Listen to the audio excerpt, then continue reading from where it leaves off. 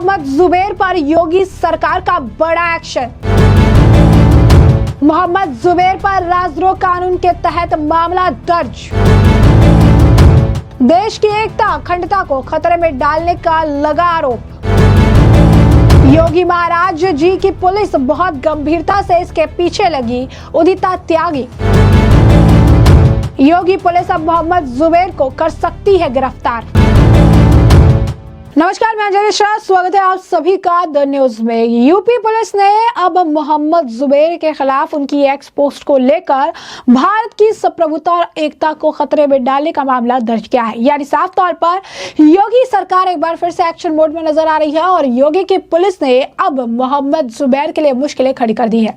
अब ऐसे में इलाहाबाद हाई कोर्ट में मामले पर चर्चा हो रही थी और इस दौरान ही योगी पुलिस ने कई सारी चीजें बताई और मोहम्मद जुबैर पर देश की एकता अखंडता और प्रभुता को ठेस पहुंचाने, उसे खतरे में डालने का आरोप जो है लगाया गया है। क्या है पूरा माजरा, ये विस्तार से जान लेते हैं। तो ऑल्ट न्यूज के सह संस्थापक मोहम्मद जुबैर के खिलाफ गाजियाबाद पुलिस की ओर से दर्ज की गई एफआईआर में अब धारा 152 भारतीय न्याय संहिता BNS भी जोड़ दी गई है।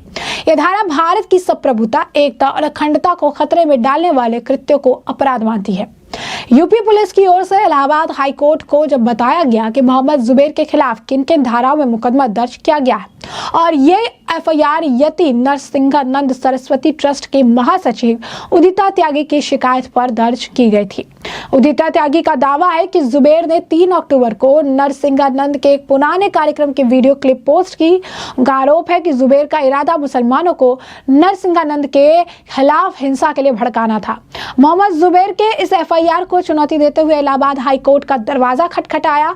25 नवंबर को मामले की सुनवाई करते हुए हाई कोर्ट ने जांच अधिकारी IO को अगली सुनवाई तक एक हल्फनामा दाखिल करने का निर्देश दिया और इस हल्फनामे में स्पष्ट रूप से उन सभी धाराओं का उल्लेख होना चाहिए था जिसके तहत जुबैर के खिलाफ मामला दर्ज किया गया।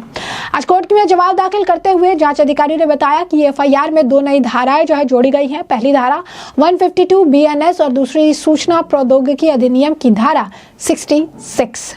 गौरतलब है कि जुबैर के खिलाफ शुरुआत में भारतीय न्याय संहिता BNS की धारा 196 धर्म के आधार पर विभिन्न समूहों के बीच शत्रुता को बढ़ावा देना, 228 झूठे सबूत गढ़ना, 299 धार्मिक भावनाओं को आहत करने के इरादे से जानबूझ और दुर्भाग्यपूर्ण कार्य, 356(3) मानहानि और 351(2) आपराधिक धमकी के लिए सजा के तहत एफआईआर दर्ज की गई थी। मोहम्मद जुबैर ने एफआईआर रद्द करने और कठोर कार्रवाई से सुरक्षा की मांग करते हुए हाईकोर्ट का जो है रुख किया। अपनी याचिका में उन्होंने यह भी कहा कि उनके एक्स पोस्ट में यति नरसिंहानंद के खिलाफ हिंसा का आह्वान जो है नहीं किया गया था और उन्होंने केवल पुलिस अधिकारियों को नरसिंहानंद की हरकतों के बारे में सतर्क किया था और कानून के अनुसार कार्रवाई की मांग की थी और इसे 2 वर्गों के लोगों के बीच वैमनस्य या दुर्भावना को बढ़ावा देना नहीं माना जा सकता है। और इस मामले को लेकर जिस तरीके से अब इस पर एक्शन हुआ है, 2 नई धाराएं जोड़ी गई है राजद्रोह के तहत, उनके खिलाफ जो है कानून लगाए गए हैं और ऐसे में उनकी मुश्किलें बढ़ सकती हैं, उनको जेल भी जाना पड़ सकता है। और इस बीच इस मामले को लेकर जो फैसला निकलकर सामने आया, से लेकर डॉक्टर उदिता त्यागी ने भी बाकायदा पोस्ट किया। क्या लिख रही हैं वो? लिख रही हैं कि भाई, अगर यूपी गवर्नमेंट यानी योगी आदित्यनाथ के लिए कह रही हैं कि अगर यूपी गवर्नमेंट के वकीलों ने ठीक से अपना पक्ष रखा तो इस बार इसे कोई नहीं बचा सकता। तो उन्होंने आखिर में लिखा कि बाकी मैं इस पूरी ताकत से इस डिजिटल जिहादी के खिलाफ हर कीमत पर लड़ूंगी। अब ये जहां भी जिस भी कोर्ट में जाएगा वहां इसको करारा जवाब मिलेगा, मैं इसके पीछे आऊंगी। बाकी योगी आदित्यनाथ महाराज जी की पुलिस बहुत गंभीरता से इसके पीछे लगी हुई है। माँ और महादेव का आशीर्वाद रहा तो यह निश्चित रूप से इसे जेल भिजवा कर ही छोड़ेंगे। वह इस मामले को लेकर अजीत भारती ने भी पोस्ट किया था और उन्होंने लिखा था कि आभार जो है जता रही हैं वो उदिता त्यागी के और कह रही हैं कि आभार त्यागी जी, इस एफआईआर में न केवल इसका ब्लू टिक हटवाया बल्कि इसे जहरीले ट्वीट पर अब बहुत कम रीच आ रहे हैं।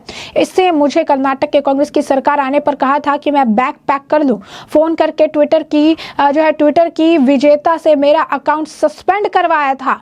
अब ऐसे में अब ये चीजें इसके ऊपर ही फायर हो रही है और एंड में उन्होंने क्लाउन की इमोजी जो है यूज की, यानी जोकर उन्हें कह रहे हैं। तो साफ तौर पर योगी आदित्यनाथ सरकार द्वारा ये बड़ा एक्शन है, योगी की पुलिस द्वारा ये बड़ा एक्शन है। बता दें आपको कि BNS के तहत मानहानि के प्रावधान को लागू करने की भी चुनौती जो है जुबैर जुबैर के द्वारा दी गई थी। उनका तर्क था कि नरसिंहानंद ने खुद ये के वीडियो जो पहले से ही सार्वजनिक है उसे शेयर करके उनके खिलाफ कार्रवाई की मांग करना मानहानि नहीं हो सकती। याचिका में यह भी कहा गया कि पैगंबर के खिलाफ अपमानजनक टिप्पणी करते समय नरसिंहानंद एक अन्य नफरत भरे भाषण के मामले में जमानत पे थे, जहां उनकी जमानत की शर्त यह थी कि वे ऐसा कोई बयान नहीं देंगे जो सांप्रदायिक सद्भाव को बिगाड़ता हो। जुबैर ने पुलिस को सतर्क किया और कानून के मुताबिक कार्रवाई की मांग की। उनका कहना है कि इसे दो समुदाय के बीच नफरत फैलाना नहीं कहा जा सकता। मोहम्मद जुबैर ने यह भी कहा कि सार्वजनिक रूप से उपलब्ध वीडियो शेयर करके कार्रवाई की मांग मानहानि नहीं है। याचिका में यह भी बताया गया कि नरसिंहानंद पहले भी मामले पर जमानत पर थे। उनकी जमानत की शर्त थी कि ऐसा कोई बयान नहीं देंगे जो सांप्रदायिक सौहार्द बिगाड़े।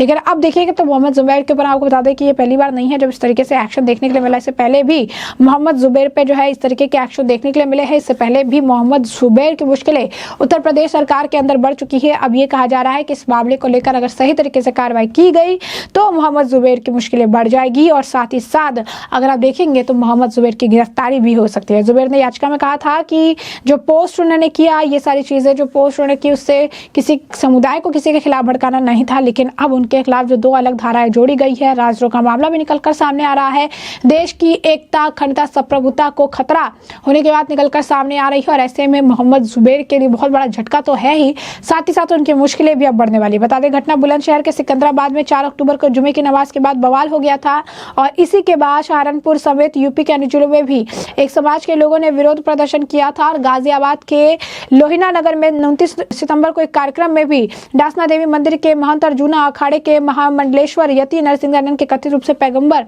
मोहब्बत पर जो बात कही थी और उसके बाद जिस तरीके से उन्होंने इसे भड़काया था, इसे लेकर काफी मुश्किलें देखने के लिए मिली।